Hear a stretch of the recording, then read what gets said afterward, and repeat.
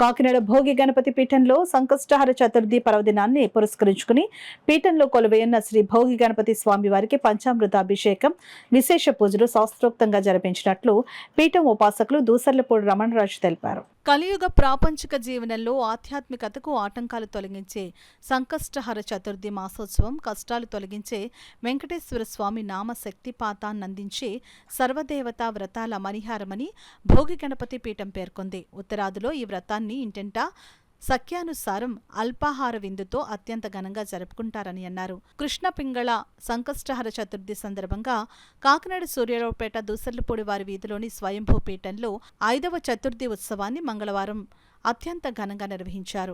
ఈ సందర్భంగా పీఠం వ్యవస్థాపక ఉపాసకులు దూసర్లపూడి రమణరాజు మాట్లాడుతూ మంగళవారం చతుర్థి తిథి అంగారక చతుర్థిగా అత్యంత విశేషమైనదని అన్నారు. తమ శక్త్యానుసారంగా అందరికీ కూడా అల్పాహార విందును ఏర్పాటు చేసుకుని వైభవంగా చేసుకుంటూ ఉంటారు.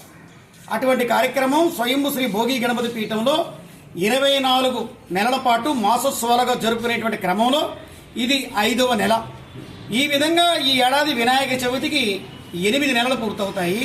ఈ 8 అష్టగణపతుల్ని కూడా గణపతి నవరాత్రులలో ఇక్కడ 8 రోజుల పాటు సాయంత్రం వేళలో బాజా భజంత్రీలతో ఊరేగింపు నిర్వహించి ఈ నవరాత్రుల అనంతరం ఈ సంకష్ట చతుర్థి ఉపవాసం చేసినటువంటి కుటుంబాలతోటి ఆ యొక్క గణపతి ప్రతిమలని గంగమ్మ తల్లి ఒడికి చేర్చేటువంటి కార్యక్రమం వేద మంత్రోచ్చారణలతో శాస్త్రోక్తంగా ఆగమ శాస్త్ర పద్ధతిగా జరుగుతుంది.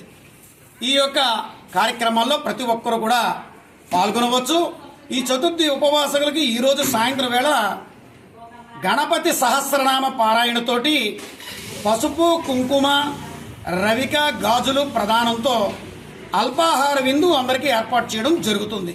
కాబట్టి ప్రతి ఒక్కరూ కూడా ఈ కార్యక్రమంలో పాల్గొని చతుర్థి ఉపవాసం చేయవలసిందిగా భోగి గణపతి పీఠం లోక కళ్యాణార్థం కోరుకుంటోంది.